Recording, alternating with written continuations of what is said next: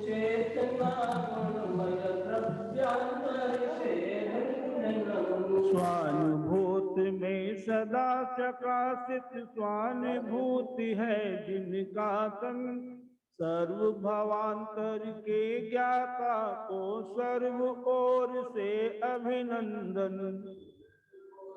अक्षय विनाशी क्षेत्र भगवान ले पर्यायों को पी कर बैठा आत्म द्रव्य अनंत धर्म में एक धर्मी को दिखलाती जिन भारती ज्ञान रूप और शब्द रूप है शादवाद गुण भारती।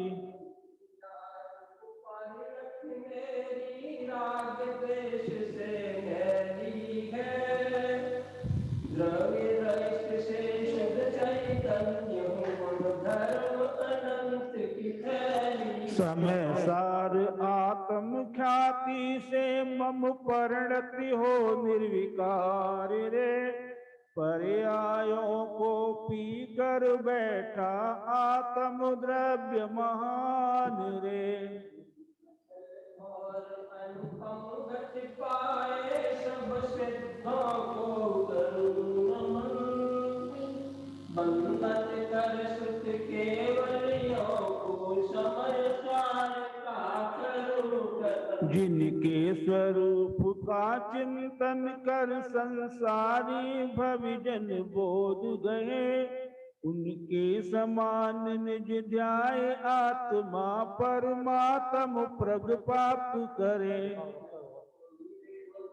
अमृत की गाथा करे मोह का नाश रे पर्यायों को पी कर बैठा आत्म द्रव्य परिणमन ज्ञान दोनों युगपत है ऐसा समय है चेतन द्रव्य जय उत्पाद द्रव्य में सत्ता दर्शन ज्ञान ज्योति है द्रव्य।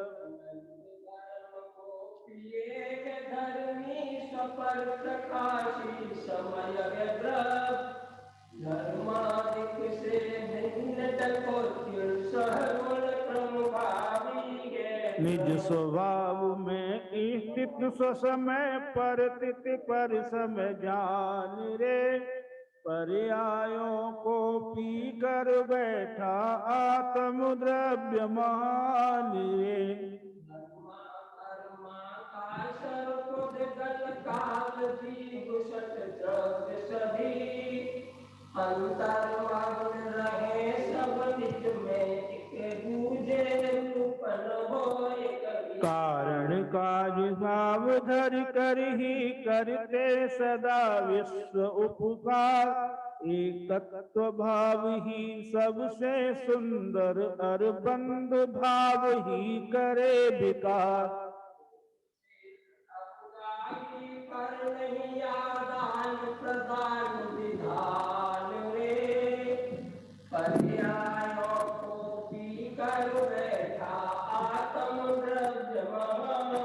इस युग में मुनिवर कुंड कुंड ने जो समय सार में दर्शाया वह परंपरा से आदि वीर का मुक्ति पंथ ध्वज लहराया। समझने से नर जन्म सफल हो जाएगा इस धर्म कवच के धारण से निर्वाण महापद पाए।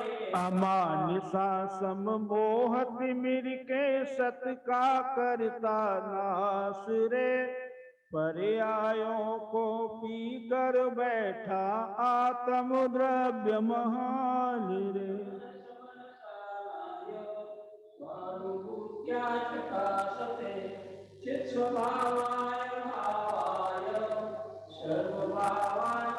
अनंत धर्मणस्तत्त्वं पश्यन्ति प्रत्यगात्मना अनेकान्तमयीर्मूर्तिर्नित्यमेव प्रकाशिताम्।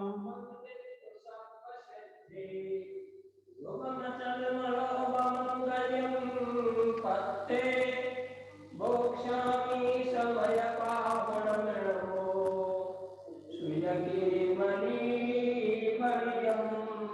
समय सार जिन राज है, त्यागवाद जिन वेद, मुद्रा जिन निर्ग्रंथता, नमो करे सबसे।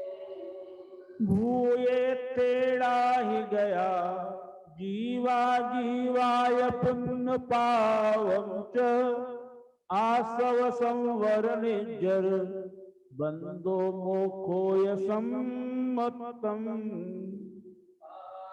से जाने अहिम जीव पुण्य पाप निर्जरा, आश्रम संवर बंधोपि ये समकित जानना। भूतार्थ में से जाने हुए जीव अजीव तथा पुण्य पाप, आसव संबल, निजरा, बंध और मोक्ष, ये नव तत्व हैं, यही सम्यक है।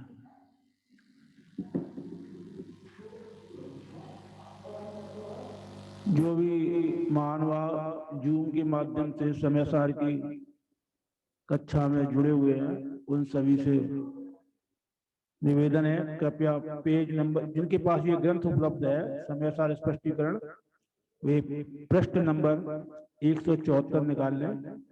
सब हाँ 74 75 साथ साथ ही हैं। और समय सार जी की 13वीं गाथा की व्याख्या यहाँ पर प्रारंभ होगी।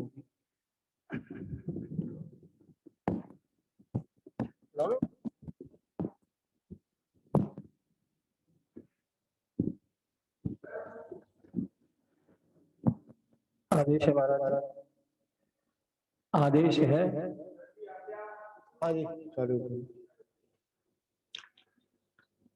पेज नंबर 175 पर अपन की चर्चा चल रही थी और 9 तत्वों को व्यवहार न कैसे जानता है और शुद्ध न कैसे जानता है, इसका समाधान एक कल दिया था कि व्यवहार नए नव तत्वों को भिन्न भिन्न रूप देखता है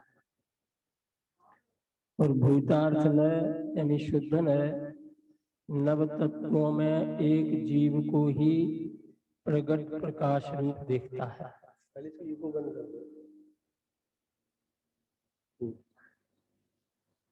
ये है नयों के द्वारा देखने की व्यवस्था। एक व्यवहार नय उसे कहते हैं जो 9 तत्वों को देखे, माने एक चेतना के ही 9 रूप देखे। और निश्चय नय या भूतार्थ नय 9 रूपों में एक चेतना को देखे। चेतना के 9 रूप और 9 रूपों में एक चेतना। संक्षिप्त बात इतनी सी है। चेतना के 9 रूप देखोगे तो ये व्यवहार, और 9 रूपों में एक चेतना देखोगे ये निश्चय। इतना ही निश्चय और व्यवहार का फर्क है। अंतर में मतलब सूक्ष्म में जाकर के रिजल्ट के रूप में देखें तो इतना ही फर्क है। जब चेतना के 9 रूप देखेंगे तो वे 9 तत्व खड़े हैं जिनके नाम अजीव, आश्रव, बंध, संबंध, मोक्ष तत्व है। और जब इन्हीं तत्वों में चेतना को देखेंगे तो एक ज्ञायक भाव ही मुख्य रह जाता है, क्योंकि ये ही ज्ञायक भाव है और कोई दूसरा नहीं। व्यवहार में से हम सभी लोग एक साथ हैं। बाहर कुछ नहीं, बस दृष्टि का ही फेर है ना। 9 तत्व है ज्यों की त्यों, चेतना उनमें है ज्यों की त्यों। अपनी अवस्था की बात कर रहे हैं। दृष्टि का ही फेर है कि चेतना के 9 रूप देखे या 9 रूपों में चेतना देखे। चेतना में। इसी अब कोई 9 रूप चेतना के 9 रूप देखे और वहीं संतुष्ट हो जाए तो उसकी दृष्टि सूक्ष्म तो हुई, परंतु इस दृष्टि से संसार छेद हो जाए ये नियम नहीं है। यही संतुष्ट हो जाता है तो दोबारा बोलना है इसको। हाँ, मतलब कोई भगवान की वाणी सुनकर इतना निकट तो आया कि 9 तत्वों में 9 तत्व चेतना के 9 रूप देखने लगा और यही संतुष्ट हो गया। परंतु 9 रूपों में एक चेतना को नहीं देख पाया। कहते हैं इसकी चेतना को भी देखा पर चेतना की तरह नहीं देखा। हाँ, इसको भी जोड़ लेंगे यहाँ पर। है?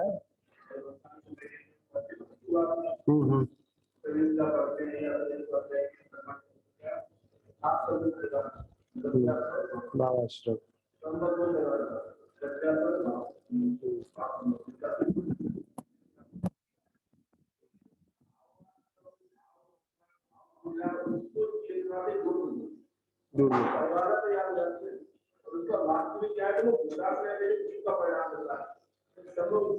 वास्तव में जो भी कुछ है स्वयं ही उसका जिम्मेदार है। अभी आपने ये बात कही कि चेतना को देखा तो लेकिन चेतना रूप नहीं देखा। हाँ, माने हमने ज्ञान को देखा तो सही लेकिन ज्ञान रूप नहीं देखा। ज्ञान रूप में देखा। कैसे देखा फिर? कि मति ज्ञान है, श्रुति ज्ञान है, ये श्रुति ज्ञान है। भेद स्थिति में देखा, माने भेद स्थिति में देखा। एक तो मति ज्ञानावरण कर्म और एक मति ज्ञान और एक ज्ञान। मति ज्ञानावरण कर्म जिसका होता है क्षयोपशंभूत परद्रव्य है और मति ज्ञान उस परद्रव्य का जो क्षयोपशम है उसकी उपाधि है। तो हमने जब ज्ञान को देखा तो उपाधि सहित देखा। ये मति ज्ञान है, ये श्रुत ज्ञान है, ये अवधि ज्ञान है, मन पर्य ज्ञान है अथवा केवल ज्ञान है। वो केवल ज्ञान हमने वो वाला केवल ज्ञान देखा जो अरिहंत अवस्था में प्रकट होता है। और तत्वार सूत्र में 5 ज्ञान की बात आई तो हमने ज्ञान के 5 भेद किए थे ना, 5 अलग अलग करके स्वीकार कर लिए। कहते ऐसा नहीं है। धवल ग्रंथ में ये प्रश्न उठाया क्या आत्मा में मति ज्ञान श्रुत ज्ञान आदि नहीं है? तो पहले ही जवाब उन्होंने कहा कि नहीं। सीधा सीधा उत्तर ये नहीं। अब तुम आगे प्रश्न करो तो उसका जवाब देंगे। हमने कहा नहीं है कि आत्मा में 5 ज्ञान नहीं होते। तो कोई कहता जी सूत्र में लिखा है उमा स्वामी ने कि हाँ लिखा है।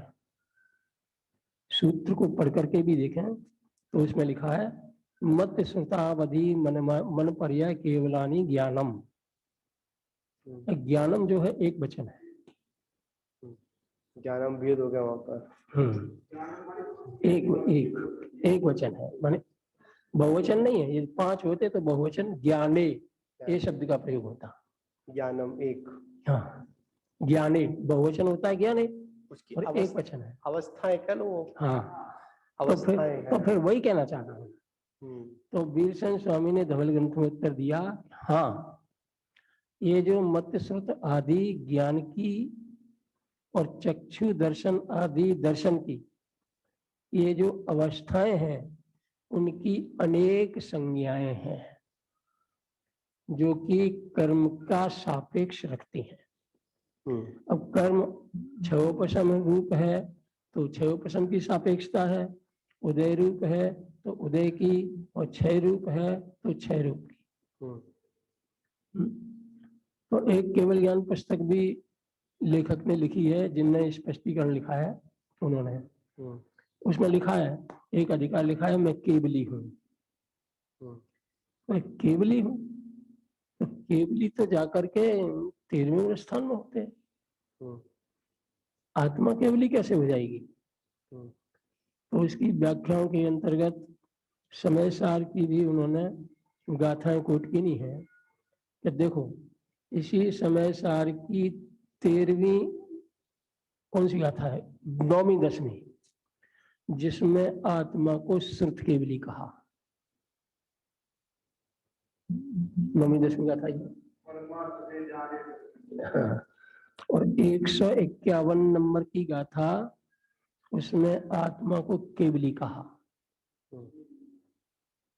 मुनि, साधु, केवली, परमार्थ है, एक है, तो उसमें एक मुनि संज्ञा भी थी। तो उसमें 151 नंबर की गाथा में मुनि शब्द 2 बार आया है।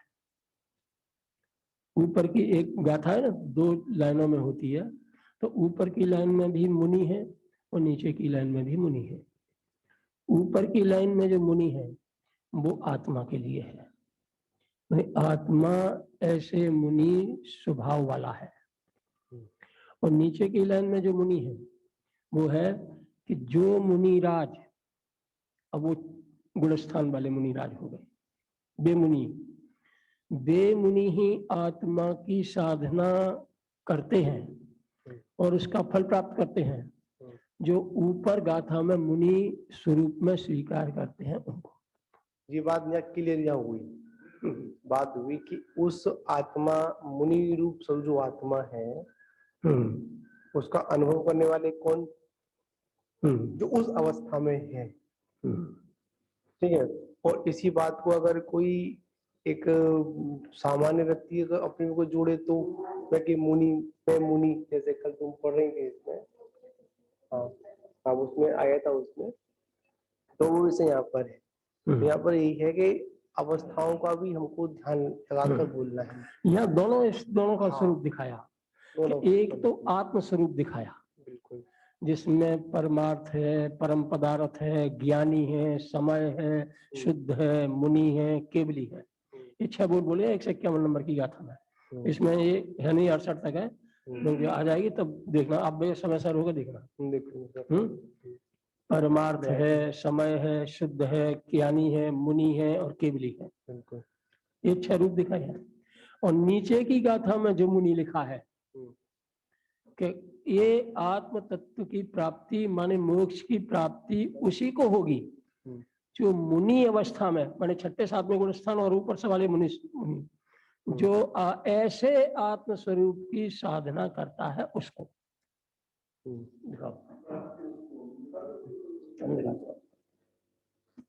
यथार्थ तो यही है कि जितने भी जो उत्कृष्ट वचन है वो आत्मा के साथ में जुड़े गए हैं। हाँ, ठीक है, वहीं से प्रारंभ होते हैं और उसकी प्राप्ति करना हमारा लक्ष्य है। केंद्र बिंदु हमारा वही है, जितनी जो उस आत्मा को जितने उत्कृष्ट जो वचन है उन सभी संबोधन किया गया उसको प्राप्त करना हमारा लक्ष्य है। और जितने जितने उस शब्दों को सुनकर हम आगे बढ़ते रहेंगे। एक विषय कल आया था,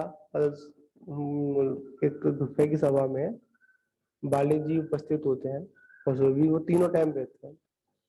एक प्रश्न रखा कल, समय सार पढ़ने की क्या व्यवस्था होनी चाहिए, किसके लिए, कैसे, क्या है। सुने उन्होंने एक विषय आया था कि समय सार तो मुनियों के लिए है, इनके लिए विषय उसमें आया था। तो उसमें निष्कर्ष यही निकला, वास्तविकता में समय सार तो जीव मात्र के लिए है। ठीक, अब आप अपनी पात्रता के अनुसार उसको ग्रहण कर लो। समय सार का मतलब सिर्फ यही है कि आपको अपनी वस्तु से परिचय कराना। उसमें एक बात आई थी, फिर श्रावक के लिए आई। मानते हैं कि श्रावक 3 शब्दों से बना, श्रद्धावान, क्रियावान, विवेकवान। ठीक, मानते हैं कि आपने 7 तत्वों पर, अपने आत्म तत्व पर श्रद्धा तो किया, पर श्रावक के अंतर्गत जो विवेक जो क्रिया है उस श्रद्धान को साकार करने के लिए विवेक और क्रिया का भी महत्व बहुत है।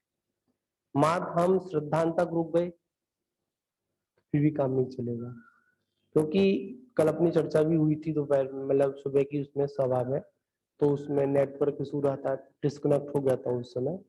तो उसमें बड़ी उसमें बात भी आई थी उसमें आपने एक बात कही थी कि नीचे वाला गुण स्थान ऊपर वाले गुण स्थान की रहसल है, रिहर्सल है। चर्चा प्रैक्टिस कर रहे हैं हम लोग, है ना। तो अगर हम उस गुण स्थान में जाकर, जैसे हम लोग अभी चौथे गुण स्थान का रहसल प्रथम गुण स्थान मतलब प्रथम गुण स्थान के अंत समय तक करते हैं, जब वो जो रहसल में पूर्ण हो जाते हैं, लगता है कि हाँ मैं उसको प्रस्तुति करने के लिए प्ले कर सकता हूँ, तब जाकर वो मंच पर पहुंचता है, तब वो चतुर्थ मंच पर अब आप उसको प्ले कर, अब वो रहसल आगे वाले गुण स्थान भी करेगा। श्रद्धांत तो किया उसने, सात तत्व पर श्रद्धान कर लिया, अपने जीव तत्व पर भी उसने यथार्थ श्रद्धान की मैं इन सभी से भिन्न हूँ, मैं एक मतलब जो मेरा स्वरूप है वो एक अद्वितीय है, उसकी मैं कोई कल्पना शब्दों के माध्यम से नहीं कर सकता हूँ, अनुभव में है अनुपम। अब उसको वो क्या करेगा, आगे आगे गुण स्थान से आगे की लालसा होगी तो उसका विवेक भी चलेगा और क्रिया भी चलेगी, बराबर चलेगी। हाँ हाँ हाँ और क्रिया से चाचर। और यहाँ पर एक बात और देखी जाए, एक बात और देखी जाए, श्रावक शब्द के अंदर भी छुपा हुआ रत्नत्रय है ना, ये तीनों अक्षर जो है रत्नत्रय के ही प्रतीक हैं। शब्द है रत्नत्रय सूचना करती क्रिया आचरण नहीं कहलाएगा।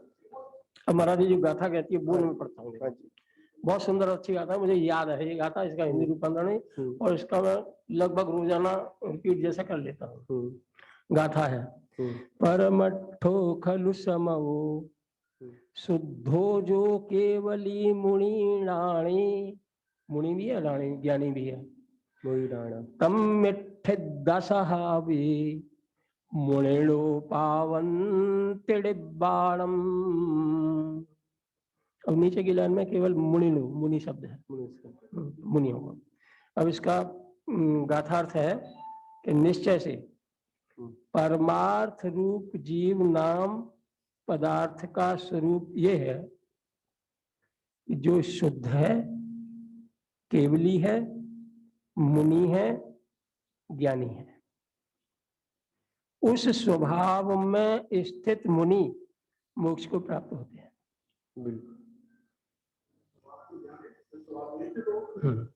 जैसा मोक्ष जो है, जैसा स्वभाव है वैसी उसकी परिपूर्ण शुद्ध अवस्था है। इसीलिए यहाँ परम पदार्थ भी कहा, परमार्थ भी कहा, और शुद्ध भी कहा, केवली भी कहा, और मुनि भी कहा। ये आत्मा का स्वरूप है। अब यहाँ ये भेद नहीं करना कि ये आत्मा मिथ्या दृष्टि है या सम्यक दृष्टि है, ये भेद नहीं चलेगा। हाँ, इस स्वरूप को शुद्ध ने देख लेता है, और शुद्ध ने ऐसे ही देखता है जैसे भी कहा ना, 9 तत्वों में आत्मा और आत्मा में 9 तत्व। जब आत्मा के 9 स्वरूप देखे तो व्यवहार में खड़ा है, और 9 तत्वों में आत्मा देखी तो निश्चय में खड़ा है। एक आगे ना ऊपर। हाँ, अब इस निश्चय के आश्रय से कर्म की निर्जरा होती है। बिल्कुल।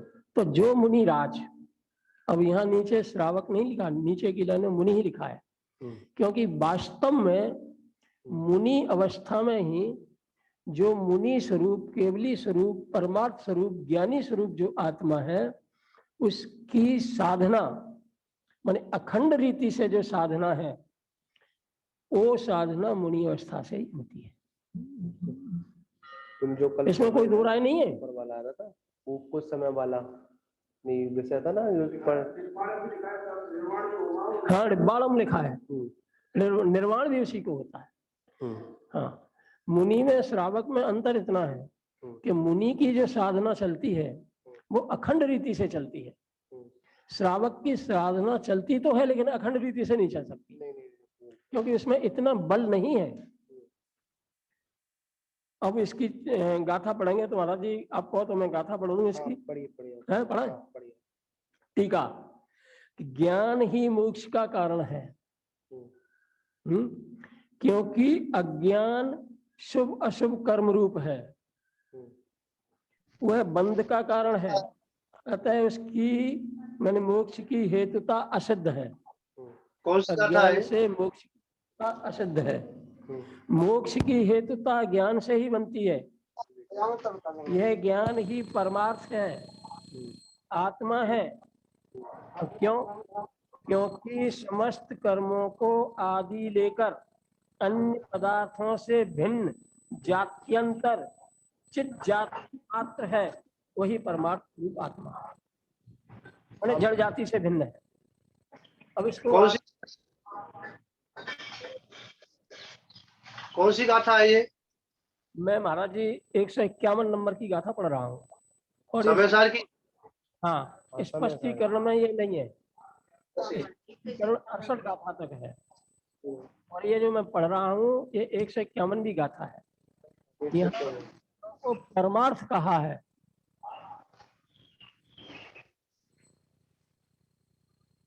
महाराज जी यहाँ परमार्थ कहा है, इसीलिए कहा है कि भले ही ये आत्मा संसार अवस्था में द्रव्य कर्म नो कर्म भाव कर्म के साथ नीर चीरवत एक मेघ जैसी बह रही है, परंतु वो ना द्रव्य कर्म रूप है, ना भाव कर्म रूप है, ना नो कर्म, इसलिए परमार्थ है।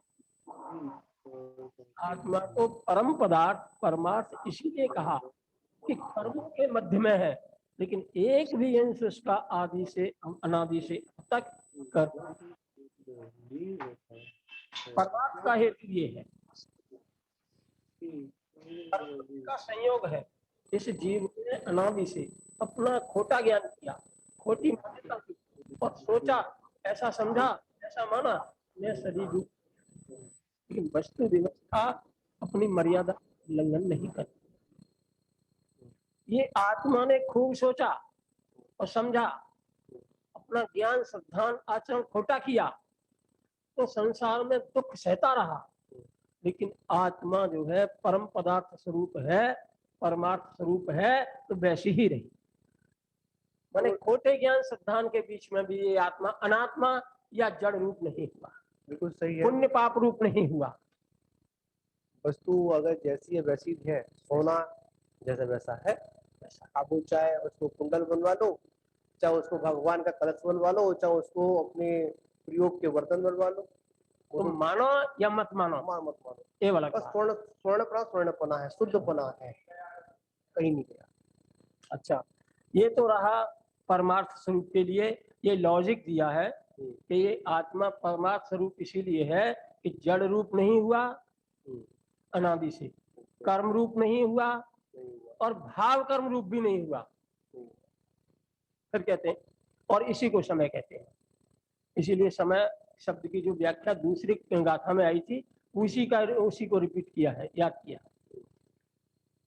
समय शब्द का अर्थ पहले भी कह चुके हैं, सम ऐसा तो उपसर्ग है, अर्थात एक काल में एक काल में एक रूप प्रवर्तन है तथा ऐसे शब्द का अर्थ ज्ञान भी और गमन भी, माने दोनों क्रियाएं एक काल में हो, में ज्ञान और गमन, जाने भी और परिणमन भी करे, उसका नाम समय है। समय शब्द से यद्यपि छोड़ अभेद है, लेकिन यहाँ जो समय सार में जो समय शब्द है वो आत्मा के लिए है, और वो इसीलिए है कि आत्मा में ज्ञान है, जानता भी है और परिणमन भी करता है, इसीलिए समय में का अर्थ यहाँ समय। दूसरे बोल में उसी का शुद्ध ऐसा नाम है, शुद्ध नाम ऐसा नाम होता है आत्मा। जो तो प्रत्येक पदार्थ शुद्ध ही अपने में, लेकिन यह प्रकरण जो है आत्मा का है, इसीलिए आत्मा को शुद्ध ऐसा नाम है। क्यों नाम है?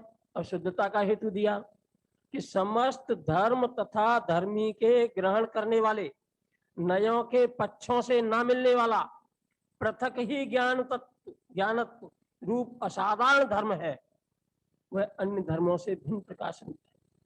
माने ये हमारे ज्ञान में जो नए पढ़ते हैं कि निश्चय नए है, व्यवहार नए है, या द्रव्यार्थिक नए है, परमार्थ नए है, परंतु ये ज्ञान नए रूप नहीं होता। नए रूप होते हुए भी नए रूप नहीं होता, इसीलिए शुद्ध है।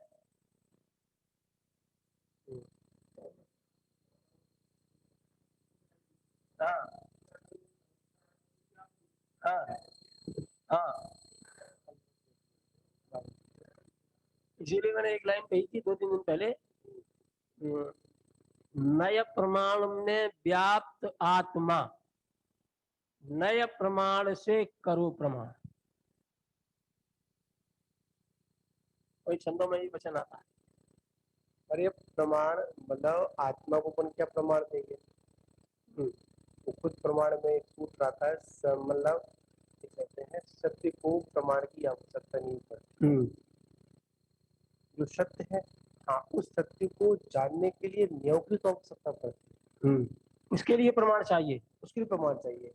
पर सत्य के लिए, आत्मा के लिए, परमात्मा के लिए क्या प्रमाण लगाओगे आप? क्या आपके जो पास स्वयं सिद्ध है उसके लिए प्रमाण की क्या आवश्यकता? इसके लिए नापदंड अब क्या लगाएंगे अपन? वो तो हम अभी हमारी अवस्था इस प्रकार की है तो वहां लगा सकते हैं, अपन जान सकते हैं आत्मा अभी मनुष्य पर्याय में है तो भी मनुष्य जाति की है।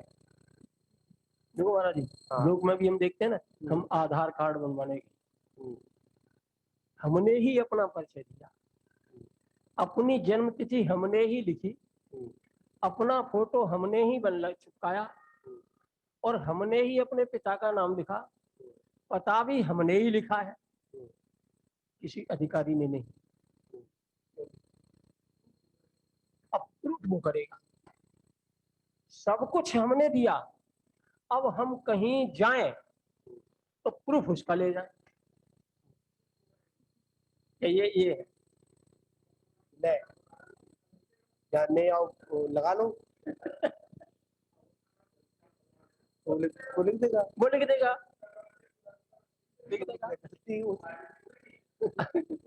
अब हम कहीं भी जाएं, रेल में जाएं, हवाई जहाज में जाएं, किसी दूसरी जगह जाएं, धर्मशाला में ठहरने के लिए जाएं, तो कहते हैं आईडी प्रूफ।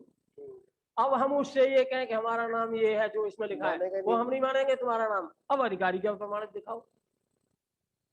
अब अधिकारी से भी तो पूछो तेने कहाँ से लिखा है, ये नाम, पता, जन्म तिथि ये तेरे ज्ञान में से उपजी है या मैंने बताया है, यहाँ से लिखा है तेने?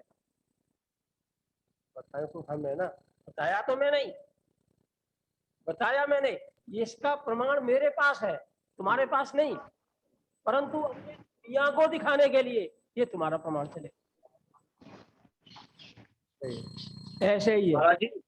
हाँ स्वामी जी नमस्ते। हाँ जी कह रहे आत्मा तो शुद्धि ही है, चाहे किसी भी अवस्था में हो, परंतु जब पाप रूप में जाती है तो आत्मा को पापी कहा जाता है। महाराज जी यहाँ प्रकरण शुद्ध ने का है, 151 की अथा में पढ़ रहे हैं हम, उसके शुद्ध ने परमार्थ स्वरूप से देखो उसे, पाप रूप मत देखना। पाप रूप देखोगे तो विवक्षा दूसरी है, और उस विवक्षा में आप जो कहें उसे स्वीकार है वो हमें। मेरी बात तो सुनो, मैं क्या कहना चाह रहा हूँ। मैंने ये कहा है कि आत्मा त्रिकाल शुद्ध है, परंतु जब वह बाह्य पदार्थों से अपना सहयोग जोड़ती है या जुड़ता है, ठीक है, तो उसका भाव जिसमें जाता है, अशुद्ध में जाता है तो अशुद्ध कही जाती है, पाप में जाता पापी कही जाती है, पुण्य में जाता है तो पुण्यात्मा कही जाती है, और जब शुद्ध में जाता है शुद्ध आत्मा कही जाती है, और जब वो बिल्कुल ही शुद्ध हो जाती है तो परम शुद्ध आत्मा कही जाती है। ऐसा इसमें अगर लगाएंगे तो पकड़ में आ जाएगी।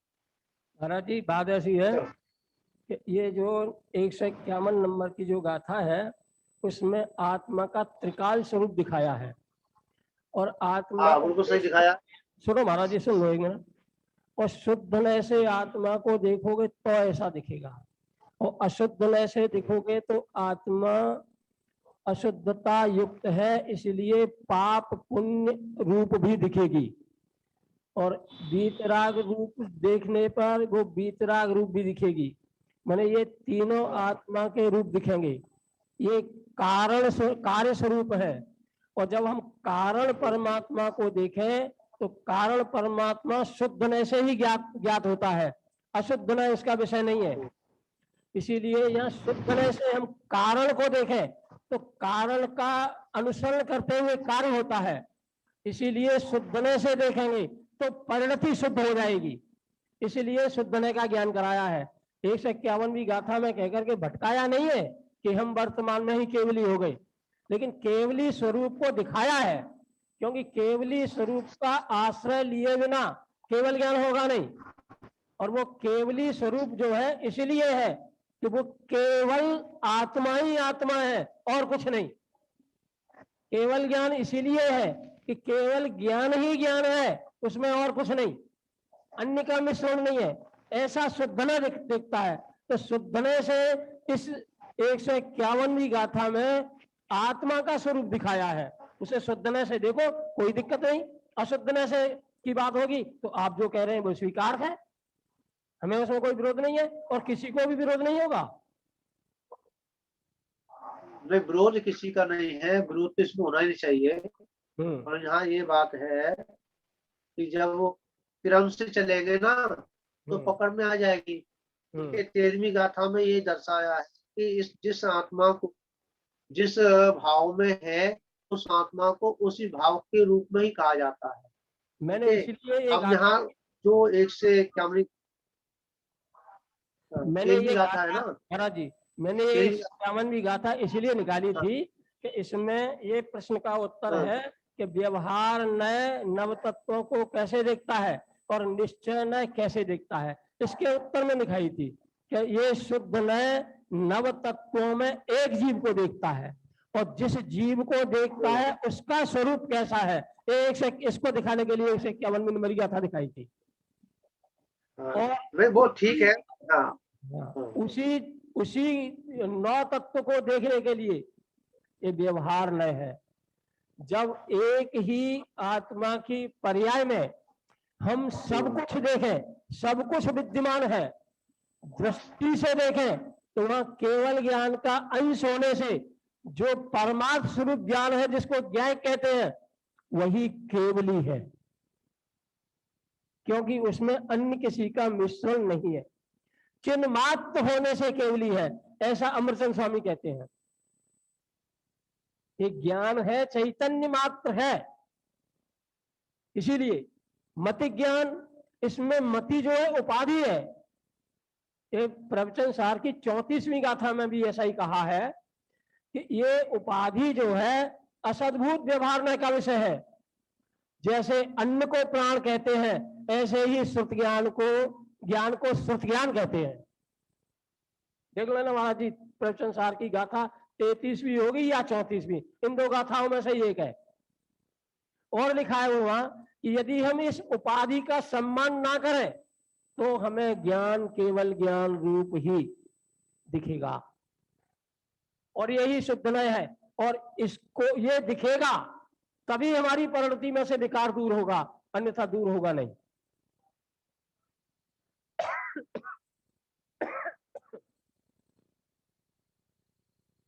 महाराज जी, ये जो अखबार में हम पढ़ रहे हैं ना आजकल, बहुत अच्छी अच्छी बातें भी निकल रही हैं कि ये MBBS डॉक्टर्स और कोरोना पीड़ित लोगों को अपने कंधे पर उठा करके भी और उसको सावधान करते हैं।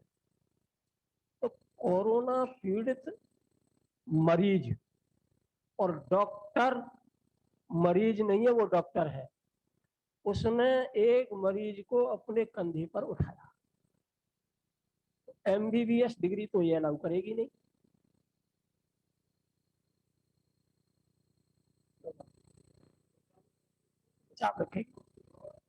हाँ, परंतु ये MBBS डॉक्टर के पास MBBS डिग्री थी और है, फिर भी वो उठा रहा है एक मरीज को, अपनी गोदी में उठा रहा है। तो क्या देख करके उठा रहा है? मैं MBBS डॉक्टर हूं ऐसा, ये देख करके तो उठा नहीं सकता। तो फिर उसने क्या किया कि उस डिग्री को गौण किया और मानवता को मुख्य किया। मानवता में डिग्री नहीं और डिग्री में मानवता नहीं। कथनचित आप डिग्री में तो मानवता कह भी सकते हैं जो कि यहाँ झलक गई, लेकिन ये स्वरूप में डिग्री समा जाती तो ये डॉक्टर कभी भी मरीज को देखता है।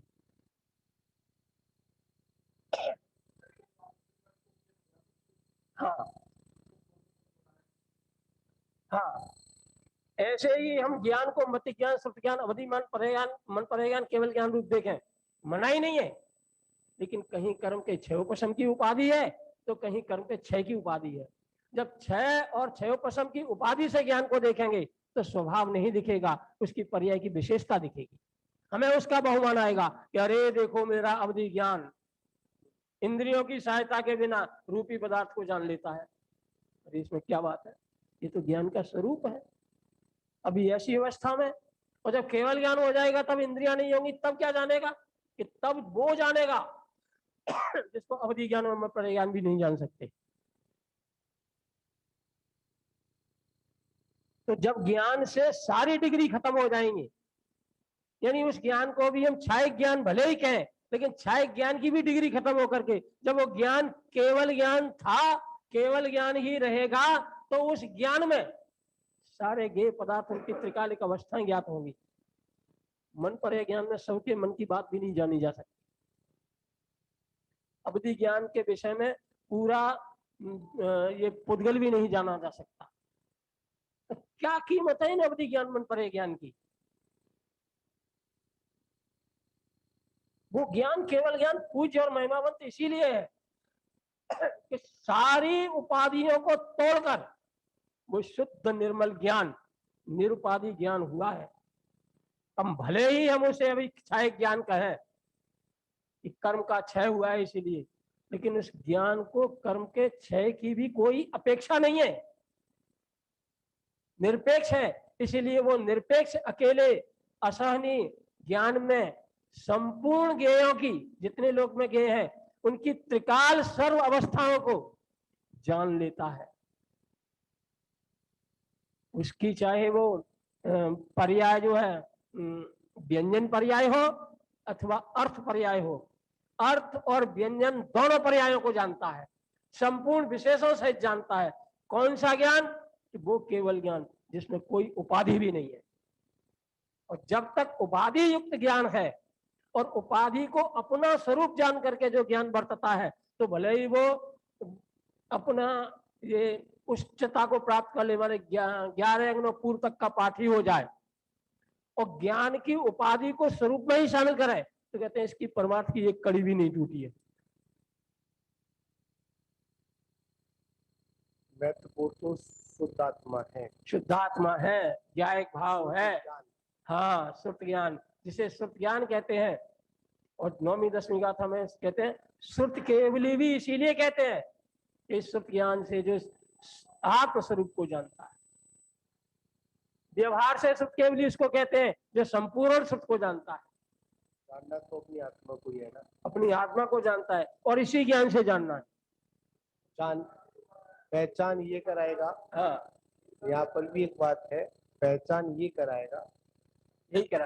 ये वर्तमान का जो ज्ञान है, जिस अवस्था में जो ज्ञान है, मुनि राजों का मुनि अवस्था में, श्रावकों का श्रावक अवस्था में, मिथ्या दृष्टि का मिथ्या दृष्टि अवस्था में जो ज्ञान है, वो संसार और मोक्ष से परे निष्क्रिय है। इसीलिए वो जिस अवस्था में पुरुषार्थ करेगा उस अवस्था में उसे आत्मा दिख जाएगी।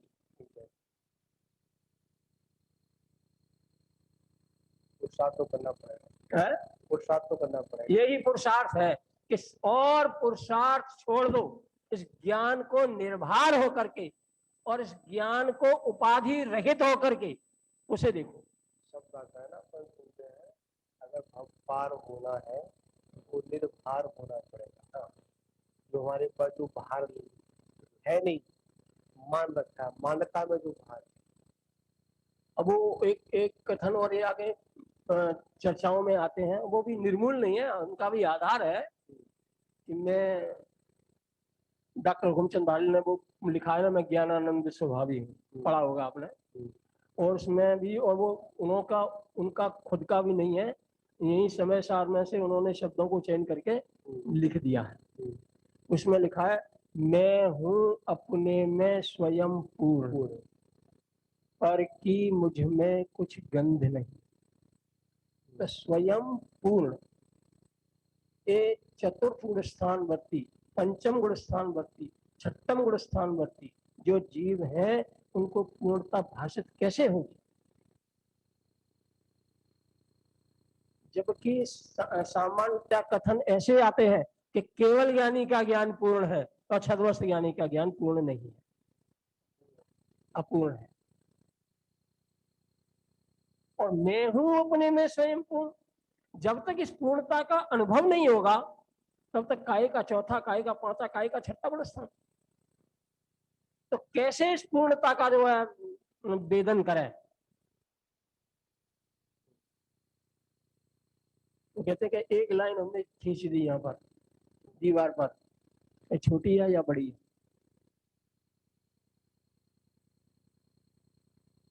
लाइन तो लाइन है। नहीं, अब हमें दिखाना है कि ये छोटी है तो इसके नीचे बड़ी लाइन खींच दो, तो हम कहेंगे कि छोटी है। और बड़ी दिखानी है तो इसके लाइन नीचे आगे छोटी दिखा दो।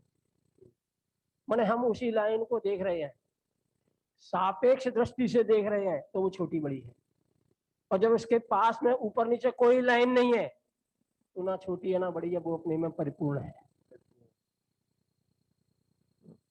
ऐसे ही जब हम अपने ज्ञान को केवल ज्ञानी के सापेक्ष देखेंगे तो अपूर्ण है ना? और किसी तुच्छ ज्ञानी के सापेक्ष देखेंगे तो बहुत बड़ा है। जरूरत क्या है कि हम केवल ज्ञानी के ज्ञान के सापेक्ष, तुच्छ ज्ञानी के ज्ञान के सापेक्ष देखें? हमारे पास एक ऐसी दृष्टि भी तो है कि इस ज्ञान को अपने ज्ञान से ज्ञान ही देखें, और वो जो उस समय ज्ञान में ज्ञात होगा वो पूर्ण होगा, उसी का नाम ज्ञान। उसको दिखाया है मैं अपने में स्वयं पूर्ण कह करके, वहां दृष्टि दिखाई है, केवल ज्ञानी के ज्ञान पर नहीं।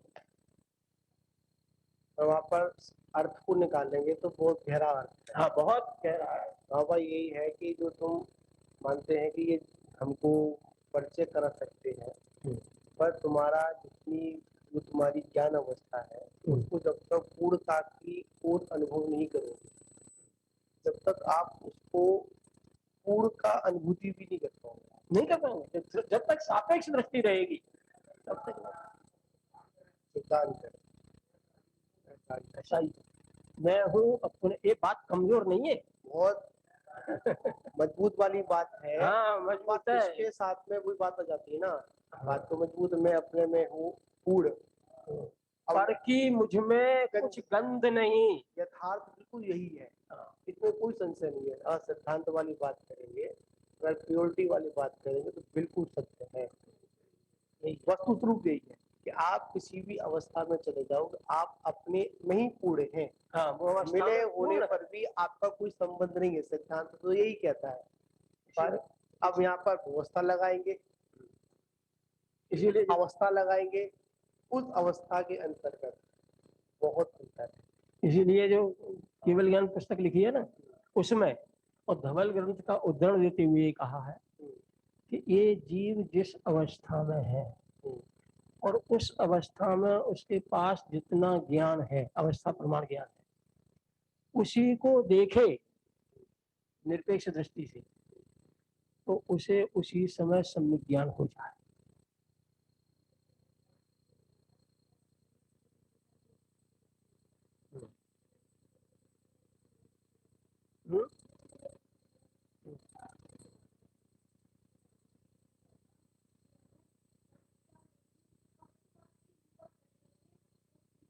हाँ,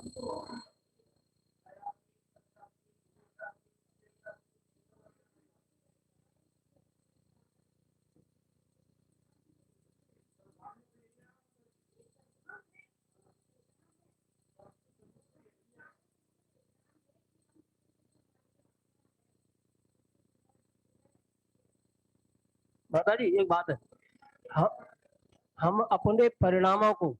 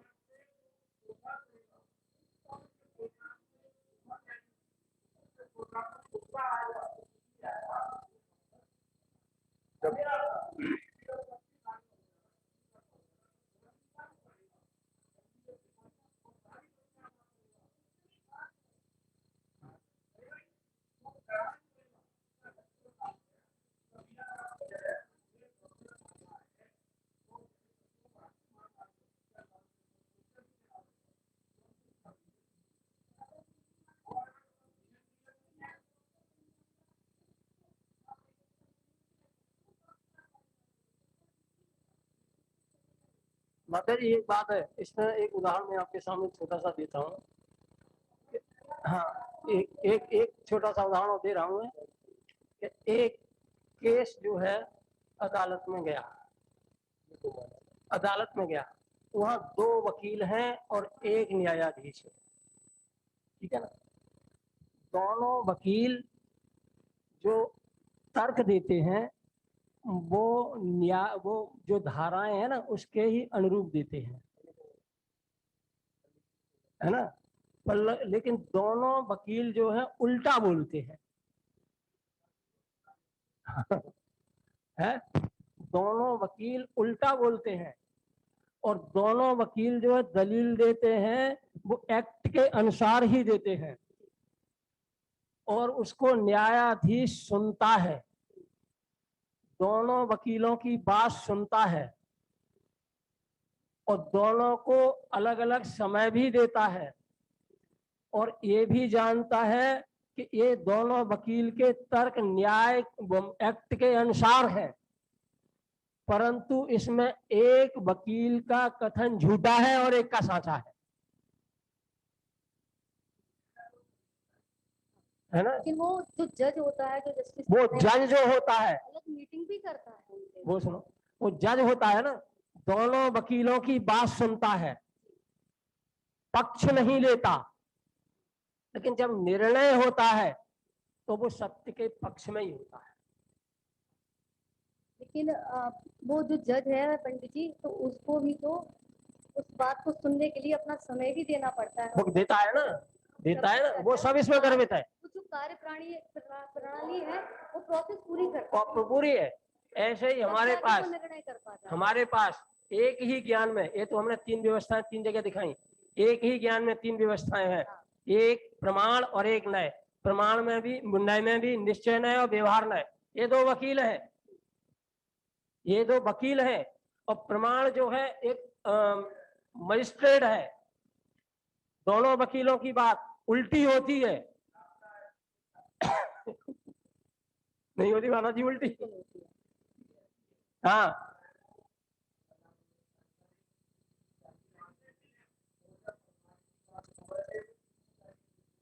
हाँ,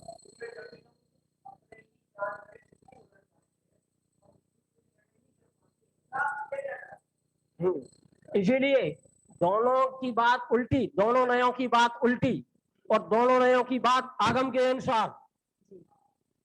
एक्ट तो बाहर नहीं है, दोनों न्याय आगम से बाहर नहीं है, दोनों आगम के अनुसार और दोनों की बात उल्टी और प्रमाण दोनों की बात सुनता है, दोनों को स्वीकार करता है। लेकिन जब निर्णय वाली बात आती है तो ना वो वहां एक वकील, ना ये वकील और ना प्रमाण, ना न्याय और ना निक्षेप, वो जो अनुभूति होती है इन सबको छोड़ करके अनुभूति होती है। उसमें अनुभूति में भी एक पक्ष तो होता है, लेकिन पक्ष होता है वो सत्य का पक्ष होता है, संयम का पक्ष होता है, धर्म का पक्ष होता है, स्वरूप का पक्ष होता है। जहां स्वरूप का पक्ष है वहां धर्म है, सम्यक है, सम्यक ज्ञान है, सम्यक चारित्र है, मोक्ष मार्ग है और मोक्ष भी है। लेकिन नयों का पक्ष लेकर के कोई भी जीव जो है ये मोक्ष मार्ग में नहीं चला।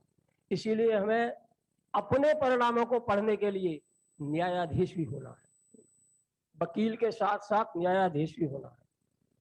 अकेले वकालत से काम नहीं चलेगा, और न्यायाधीश भी होना है। और न्यायाधीश भी ऐसा नहीं कि अयोध्या का कांड पहले जो हाई कोर्ट में सुलटा दिया, ऐसा नहीं, निर्णय पूर्वक सुलटाना होगा, पक्ष लेकर के सुलटाना होगा। इसीलिए 6वीं गाथा में अमरचंद जी कहते हैं कि हमने शुद्ध न्याय की बात तो सुनी, लेकिन शुद्ध न्याय का पक्ष हमें अभी तक नहीं आया। हमने उस शुद्ध न्याय की बात भी ऐसी तरह से स्वीकार की जैसे अशुद्ध न्याय की। यहाँ पर गुरुदेव ये लिखा है, मैं पढ़ के सुनाना चाहूंगी और मुझे थोड़ा सा आप गुरुदेव स्पष्ट करें इसको समझने के लिए। व्यवहार न्याय के समान निश्चय न्याय के पक्ष को छोड़ने की बात कही गई है। वहाँ दोनों प्रकार के विकल्पों को छोड़ने का विधान किया गया है, क्योंकि मैं सिद्ध हूँ, बुद्ध हूँ, ऐसा विकल्प करने वाला भी पक्षपाती है। पक्षातीत होना चाहिए। इसका अर्थ यह है कि जब मैं शुद्ध हूँ, बुद्ध हूँ, ऐसा विकल्प छूटकर यह जीव स्वरूप गुप्त होता है, तभी पक्ष ये है ना? 144 45 में कहा था समय अब सारी आगे कर्ता कर्म अब अधिकारी, यही है। अब थोड़ा सा आगे चलते हैं। पक्षातीत कहो, शुद्ध नय कहो या मध्यस्थ कहो, इन तीनों अतएव मोक्ष मार्ग में करणीय तो केवल स्वरूप स्थिति है। है अब देख रखी है वो ऊपर। हाँ, नहीं, मैं इसलिए मैंने विषय रखा था कि मैंने जो समझा है वो सही है कि नहीं, तो इसलिए मैंने गुरुदेव के समझ। नहीं आप बिल्कुल सही। हाँ हाँ बिल्कुल शुद्ध। न्याय का पक्ष नहीं है, वस्तु का पक्ष है। जो हमारी आत्म वस्तु है उसके लिए हमें निर्णय लेना पड़ेगा, ये शुद्ध है, बुद्ध है। माने न्यायाधीश ने जो और फिर निर्णय उसको लिखा है प्रकट करने के लिए ना, आगे इसलिए भी नहीं बढ़ना लिखा है कि इसमें से एक वकील सत्य बोलता है, उसकी सत्य बात को सुनकर के निर्णय नहीं लिखा है, उसने निचोड़ लिखा है, उसने सत्य की जानकारी करने के बाद सत्य लिखा है। अब उसमें पक्ष तो एक वकील का जाएगा ही जाएगा, वो अलग बात।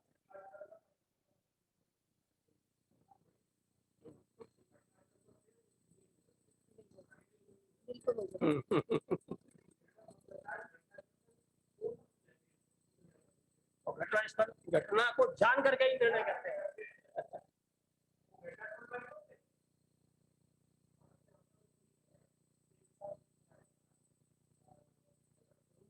हाँ स्वरूप। हाँ, एक कलश आता है ऐसे, स्वरूप गुप्त्या निवसंत नित्यम।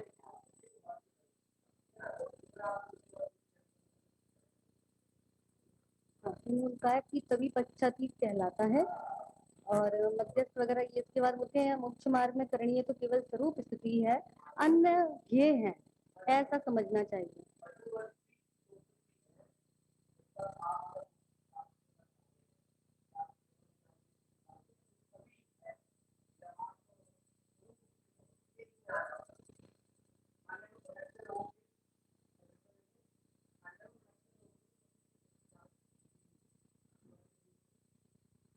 जिन नए और प्रमाण से आत्मा को निर्णित किया था, उसका अनुभव अब अरिहंत और सिद्ध अवस्था में ऐसा है कि वहां नए प्रमाण से कुछ भी नहीं है।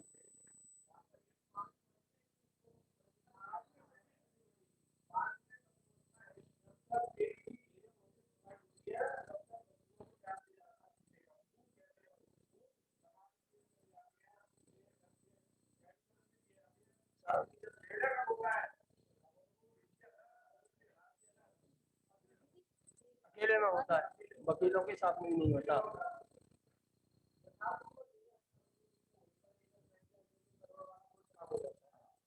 पर यथार्थ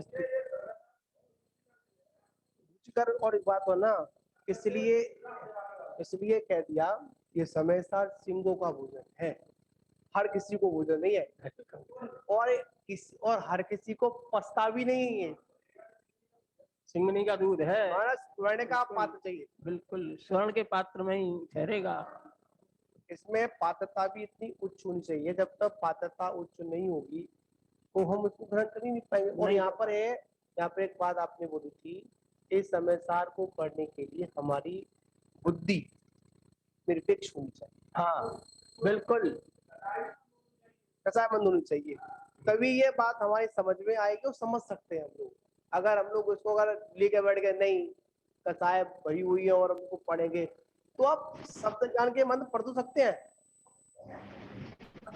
जी हाँ स्वामी जी नमोस्तु। हाँ जी कह रहे कि पात्र भी है, परंतु उसमें जो रखने की जो कला है वो कला नहीं है। पात्र तो है, सभी के पास है, सभी जो है आत्मा है, शुद्ध है, चैतन्य है, परमात्मा है, परंतु उसको पात्र होने पर भी परंतु उसको पकड़ने वाला नहीं है, मतलब उसको रखने वाला नहीं है। सेठ जी का दूध भी है, पात्र भी है, परंतु इस समझ में ये नहीं आ रहा है उसको कि इस दूध को इस पात्र में, इस दूध को कब रखा जाए, आगे पीछे रख दिया, इसलिए वो दूध जो है टिक नहीं पाता है। ये बात बिल्कुल आपकी भी सही है, आप जो बोल रहे हैं कि योग्यता है, सब कुछ है, दूध भी है, पर उसको हम यथा समय पर यथा स्थिति में उसका अगर प्रयोग नहीं करेंगे तो दूध भी हो, पात्र भी हो, सब कुछ हो, पर उसकी वो सार्थकता रहेगी नहीं। महाराज जी, यहाँ ये शेरनी तो के दूध की बात है, हाँ, शेरनी के दूध की बात है, गाय के दूध की बात नहीं है। पात्रता, वैसे पात्र उसी को कहते हैं जिसकी पात्रता जग गई है। अभी वो पात्र जिसकी पात्रता जगी नहीं है और उपदेश से सुन करके जग जाए तो उसको भी पात्र कहते हैं। ऐसी बात नहीं है कि वो वही वाला है। हाँ, उपदेश उसको भी जचता है जिसकी पात्रता जागेगी। अभी नहीं जागी है तो क्या बात है, मानी मंद कषाय वाली बात है। लेकिन दूध तो शेरनी का ही है। वो तो शेरनी के दूध में कोई संशय नहीं, हाँ, दूध तो शेरनी का है। उत्तमला इतना अच्छा भोजन है, ये आत्म भोजन है, भोजन में कोई संशय नहीं है। पर संशय तो हमारे पाचन में है ना। अभी हमारी जो पाचन शक्ति है वो डमाडोल वाली है। भैंस का तो पच नहीं पाता, शेरनी का क्या पचाओगे? नहीं, ये छोटी छोटी बातें तुम तो पच नहीं पा रही है, इसमें थोड़ा सा हम भूल जाते हैं। और जो उत्कृष्ट जो व्यवस्था है उसको कैसे पचाएंगे। इसलिए आचार्य ने आज के प्रवचनों में मुनिगण ये बोलते हैं, और यथार्थ भी है, कि समय सार जो है शिवों का भोजन। बोला सिंह जो निर्भीक होकर जी रहा है भैया, जो निर्भीक होकर जी रहा है, जो निरपक्ष होकर जी रहा है, उसके लिए समय सार है। उसकी समझ में तुरंत समझ में आ जाएगा और जीवन भी उसका समय सार में हो जाएगा। उसी समय से बदलता है उसका जीवन। हाँ महाराज जी, हमारा जी एक बताओ, जो संमिश्र का जो पात्र बताया, योग्यता बताई है, एक तो संगी बताया है और भव बताया है, ठीक है ना। तो ये जीव जो है पहले को अपने को संगी माने या नहीं माने? संगी है कि नहीं? मानना पड़ेगा ना, क्यों नहीं मानेंगे हम। तो हाँ, तो बात सुनो, जो मनुष्य है, सुनो पात्र की बात आ रही है, जो मनुष्य है पहले संगी है, अब भव्य भी है। जब ये पात्र है तो शेरनी का दूध तो उसी में रुकेगा ना। है तो इसका मतलब जो है, अरे सुनो, इसका मतलब जो है शेरनी के दूध की बात आ रही है, तो अपने को अभव्य मान लिया है, वो असंगी भी मान लिया है, इसलिए उसके पात्र नहीं है। ऐसा नहीं, तू मनुष्य भी है, संगी भी है, भव्य भी है, ठीक है। मात्र तेरी कमजोरी ये है कि तू उसे पकड़ने में सक्षम नहीं है। ये तेरी कमजोरी है। पात्र तो पूरे हैं, पात्र में कोई कमी नहीं है, उसमें रखने का जो जो योग्यता है, तेरे उपयोग है, वो तेरा कमजोर हो जाए। उस उपयोग को मजबूत करो। अभी हमको उसको उस वस्तु का प्रयोग करना नहीं आ रहा है। हाँ ठीक है ना। आप ये कहना चाह रहे हैं ना, सब कुछ है, ग्रंथ भी है, देवसात गुरु का समागम भी है, सब कुछ है, सारी व्यवस्थाएं हैं, फिर भी अगर हम अपने आत्म तत्व को प्राप्त नहीं कर पाए, आत्म तत्व के प्रति रुचि नहीं कर पाए, तो ये समय सार आदि का निमित्त मिलने पर भी निष्फल जैसा लगेगा। तो पढ़ते लोग अनादिकाल से पढ़ते आए, सुनते चले आए, अभी हमने को उतारा क्या? नहीं उतार पाए।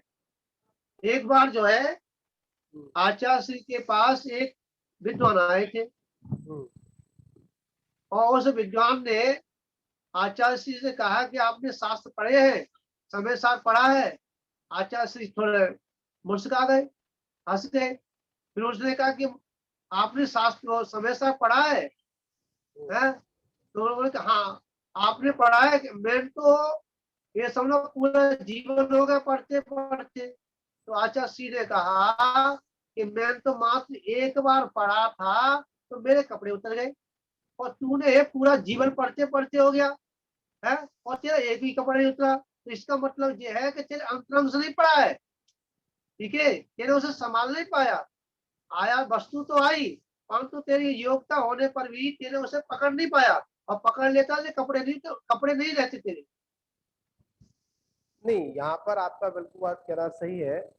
समय सार पढ़ने के बाद जीवन समय सार में होता है, ये यथार्थ है। तो समय सार पढ़ना, और एक कर्म व्यवस्था भी होती है कि चारित्र मोहिनी कर्म का तीव्र उदय होने पर चारित्र को वो उस रूप स्वीकार नहीं कर पा रहा है, उसको प्राप्ति में सहयोगी है। पर वो मानते हैं जो मिथ्यात्व रूपी कपड़ा था, मोटा कपूर तो उतर गया ना, ठीक है, वो तो उतरा वहां पर, और उसी को उतारने के लिए यहाँ पर कह रहे हैं आपने ऐसा एक वज्र प्रहार कर दिया उस कर्म श्रृंखला के ऊपर, ऐसा वज्र प्रहार किया आपने उस कर्म श्रृंखला के ऊपर जो अनंत काल का था सीमित कर दिया, उसको आपने सीमित कर दिया अपने पुरुषार्थ के बल से। बिल्कुल, अगर किसी के द्वारा मानते हैं, कोई व्यक्ति यहाँ पर बैठे हैं, स्वाध्याय में भी लोग जूम आईडी पर भी हैं और भी लोग जुड़े हुए हैं, जैसे हम सभी लोग हैं, मानते हैं किसी से हमने एक बार नहीं, 2 बार नहीं, 3 बार आपने कहा कि आप भगवान आत्मा है, आपको भगवान बनना है, आपको मुनि बनना है, आपको ज्ञानी बनना है, तो एक ना एक दिन उसको बार बार टोकने पर, चाहे उसकी परिणति अभी कैसी भी हो, विष्णु वाली है, बार बार उससे कहा जा रहा है तुझे भगवान बनना है, तुझे मुनि बनना है, तुझे ज्ञानी बनना है, तुझे कल्याण करना है, तो एक ना एक दिन की बुद्धि में आएगी, डरा तो पड़ेगी। तो बार बार उससे भगवान भगवान भगवान तो होता है यार, इस शब्द को सार्थक को करना है। गुरु ने मुझे भगवान कहा, मुनियों ने मुझे भगवान ने कहा, उसको महिमा आती है स्वरूप की। बिल्कुल, आपको बताएं भगवती आराधना के अंदर छपक के लिए अगर महाराज ने, शिवकोटि महाराज ने इतना सुंदर संबोधन किया, तो निर्यापक मुनि है, वो भी वहां जाकर उस छपक को नमोस्तु करता है। जैसे ही वो नमोस्तु को सुनता है, तुरंत अपनी पोजीशन में सावधान करता है, सावधान हो जाता, सावधान हो गया। शब्दों का क्या महत्व है? जैसे आप घर में ही हो या कहीं पर जो इस पोस्ट पे व्यक्ति है घर में है, तो घर में रहकर गृहस्थी वाले ही कार्य कर रहा है, अंतरंग से भी तो बहिरंग से भी। जैसे ही शब्दों की बातों को सुनता है, जैसे ही मन में ख्याल आता है कि किसी ने मुझे डॉक्टर कह के पुकारा, झाड़ू है, फिर भी अनुभव हो गया, महत्व है। तो यहाँ पर यह है कि मानते हैं कि अभी हम चारित्र को प्राप्त नहीं कर पा रहे, समय सार को सुनकर हमारा जीवन उस ओर नहीं जा पा रहा है, पूर्णता को नहीं पहुंच पा रहा, यथार्थ है। कोई बात नहीं है, कोई बात नहीं, सुनो, समझ में ना आए फिर भी सुनो, उस पर प्रश्न लगाना ये ठीक नहीं है। देखो, हाँ, जैसे कि किसी को सम्यक प्राप्त होता है, उत्तम सम्यक, तो भी उसका अर्ध उद्गल परावर्तन काल शेष रह जाता है। बिल्कुल, तो भाई, तो अब अनंत छिद गया, तो अनंत के सामने उस अर्ध उद्गल परावर्तन की कितनी, तो जैसे दर्शन स्थिति में कहते हैं ना, तो चुल्कुम प्रमाणम, अब कितना रह गया है? एक चुल्लू भर, और वो भी कैसा? छिद्र रस्तो यथोदकम, चुल्लू में भी छेद है, खाली होगा ही होगा, ये विश्वास रखो। आज नहीं तो कल चारित्र भी ग्रहण करेगा। एक मिथ्या टूटा है तो आज नहीं तो कल, पर हम उसको आसे ताने देने लग जाए तो ये उसके ऊपर तानेबाजी ठीक नहीं है। ये निश्चित अगर सम्यक्त हुआ है तो चारित्र को ग्रहण कराने वाला होगा, इसमें कोई संशय नहीं है। और सीधी बात है, जिसको सम्यक्त हुआ, ये तो व्यवस्था या खुद जाने हम उसको पत्थर नहीं लगा सकते हैं, वो तो केवली जाने या फिर जो खुद जाने या खुदा जाने, खुद जाने, वैसा उसका है। तो वहां पर एक उजीवी कहेंगे जिसको सम्यक्त हुआ है, सम्यक्त की भूमिका में वो प्रवेश पूर्ण रूप से कर चुका है, तो उसका श्रद्धा भी होगी, यथा योग विवेक भी होगा, यथा योग उसकी क्रिया। पंच परमेष्टि का ही अनुसरण करता है, किसी अन्य कोई अनुसरण नहीं करता, इसीलिए वो लघुनंदन कहा जाता है सम्यक दृष्टि, क्योंकि पंच परमेष्टि ही उसके आदर्श है और कोई उसका आदर्श नहीं है। पंच गुरु चरण शरणों कहा है अपना साहब का चार में उसको, पंच गुरु शरणा, हाँ, पंच गुरु शरणा, चरण शरणा कहा है उसको, संसार शरीर भोग निर्विन्ना, ऐसा कहा है। तो भले ही वो भोगों में दिखता हो, प्रवृत्ति भी दिखती हो, कोई दिक्कत नहीं होती है, अभी काल भी तो बाकी है, बिल्कुल आज ही थोड़ी बन जाएगा। और यदि बिना सम्यक्त के, बिना श्रद्धा सम्यक किए मान लो मुनि बन भी गया तो भी क्या।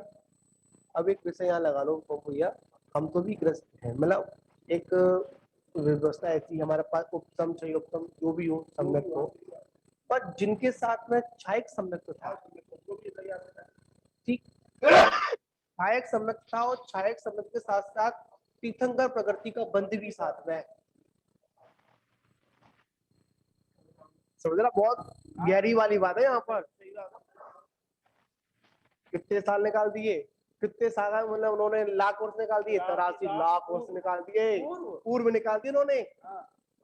अंत में आकर क्या उनको वहां पर तत्व ज्ञान नहीं था? अगर ज्ञानी जानते थे, अब से ज्ञानी थे, सारी व्यवस्थाएं चरम शरीरी, 3 ज्ञान के धारी, चरम शरीरी, सब कुछ होने पर फिर भी पुरस्कार कौन सा?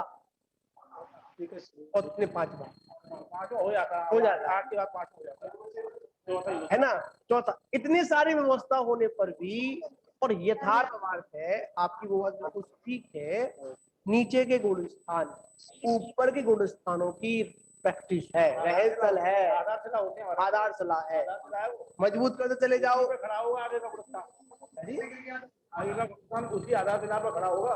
बापू भाई चिंतन आया था बहुत मानवीय केस में, अपन किसी पे साधु टिप्पणी नहीं करेंगे, तो यथार्थ बात है, प्रश्न से जैसा अभ्यास होगा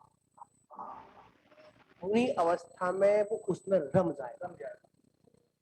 महाराज जी आप उसको समझ लीजिए, ये बहुत मार्मिक बात कर रहा हूँ आपको, आप इसको हर दिन लगा लो यहाँ पर, आप इसको स्पष्ट नहीं करेंगे अपन। जो आज जो विषय आते हैं, एक चिन्ह आता है, बिल्कुल आता है, शिथिलाचार चिन्ह आता है, यथार्थ है। आज सीधे ग्रस्त में अभ्यास नहीं किया, सीधे निकल गए तो वही तो मैं कह रहा हूँ, आपकी साधना में कहीं ना कहीं कुछ चोट तो गिर करेगा, दृष्टिगोचर हो जाएगा इतना बड़ा। हाँ, और जैसा अगर आपकी चर्या होगी तो आपका शरीर भी उस अनुसार ही होगा, पर आप शुरू से ही इसलिए मैं कह रहा हूँ कि नीचे का गुणस्थान ऊपर के गुणस्थान की आधारशिला होती है। बिल्कुल महाराज जी है, तो बिल्डिंग कभी ठीक नहीं भाई। हाँ, तो अब ये नमस्ते, हाँ बोलिए आप। अभी हाँ पप्पू ने कहा प्रश्न लगाने वाली बात, ऐसा नहीं है, हम किसी के आक्षेप नहीं कर रहे, ना किसी को प्रश्न लगा रहे हैं।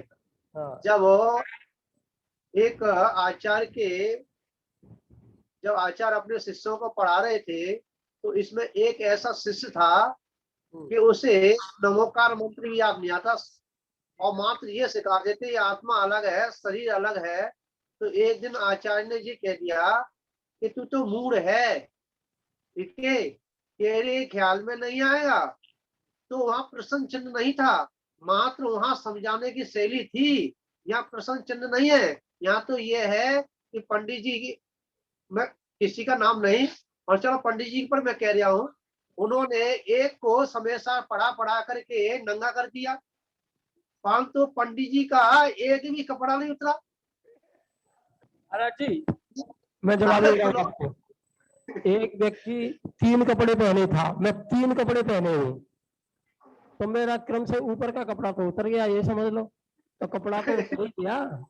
आप थे 1 कपड़े वाले थे, आपका 1 उतर गया, 2 वाले के 2 उतरे, मेरा 1 उतरा है। कालांतर में जब 1 रह जाएगा तो वो भी उतर जाएगा,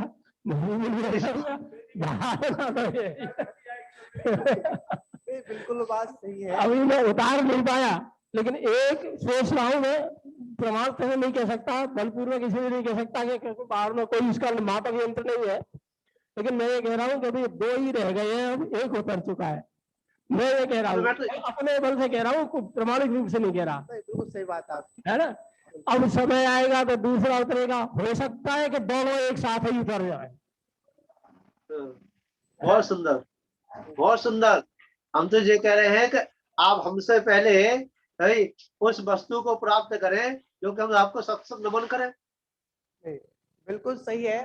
और इसमें एक बात आई थी पंडित जी, स्पष्ट कर, बहुत मार्मिक बात थी, मुनि वीर सागर महाराज की। समय सार हाथ में मिला, समय हाथ में मिला, और वास्तविकता में उनका ऐसा समय भी आ गया था। और एक बात और है, जब किसी व्यक्ति का समय नजदीक होता है तो उसको जल्दी समझ नहीं आता, और जिसका ये सिद्धांत है और जिसका समय दीर्घ है उसको समझ में नहीं आती, उसको आती तो है पर शनि एक बार समय सार को देखने मात्र से उनको आभास हो गया, अगर इसकी पूर्णता करनी है तो इस जैसा स्वरूप लेना पड़ेगा, तब पूर्णता होगी। ठीक है, तो तुरंत दीक्षा ली, दोनों ने ली, ऐसा उसमें आप बनने की आपका, दोनों ने दीक्षा ली और देकर उन्होंने समय सार को फिर अध्ययन, फिर अपना जीवन समय सार में कर लिया, उन्होंने लिखा भी, टीका भी उस पर की, अनुभव भी किया, अनुभूति भी उन्होंने जो की अपने क्योंकि तो यहाँ पर भी गृहस्थ जीवन में आप लोग जो अध्ययन कर रहे हैं, ऐसा नहीं है कि समय सार गृहस्थों के लिए नहीं है, मुनियों के लिए, ऐसा कोई आचार्य ने विधान नहीं किया। वहां तो जीव तत्व के लिए बोला कि जिसको कल्याण करना है वो इस समय सार ग्रंथ को पढ़े और पढ़ने के बाद अपने जीवन को समय सार में करने का प्रयास करें, प्रयास ढाले उसको। हाँ जी, जी बिल्कुल आएंगे। ऐसा नहीं है कि नहीं नहीं खाली पी जाते हैं। नहीं नहीं बिल्कुल बात है। यात्रियों को, त्यागियों को देखते हैं तो हमें ऐसा लगता है